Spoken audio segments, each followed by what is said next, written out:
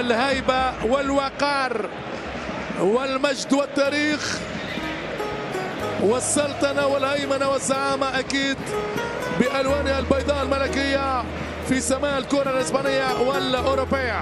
عزيز القوم، كبير أوروبا، سلطان اللعبة الأوروبية، عظيم الكرة الإسبانية، اسمه رهيب، الريال ديما عجيب، عملاق بمجده، بتاريخه، بألقابه، بنجومه وجمهوره.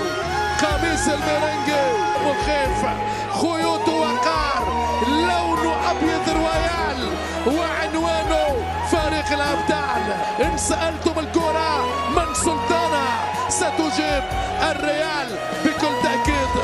مهما جار على الريال زمانه بسرعة يسترجع أمانه وأجمل أقدامه.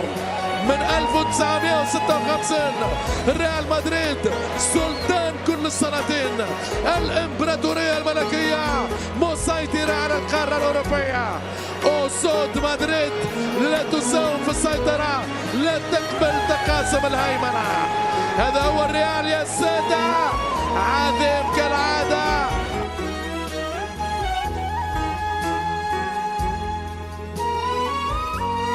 رونالدو رحل وليرحل من يرحل.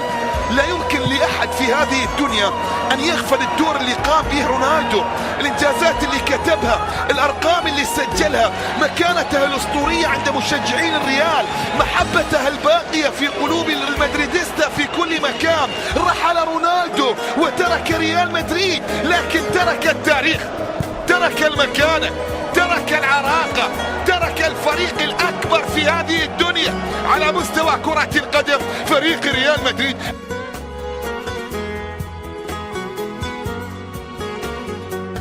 ليرحل من يرحل وليأتي من يأتي، الريال ثابت لا يمكن أن يتأثر. وشاهدنا أمثلة كثيرة جدا، فقبل رونالدو رحل راؤول، وقبل راؤول رحل رونالدو الآخر ورحل زيدان، وقبل الكل رحل ستيفانو ورحل بوشكاش. رحلت الأسماء وجاءت الأسماء، والريال دائما في كل العصور، في كل العصور هو الثابت على مستوى الأرقام والألقاب.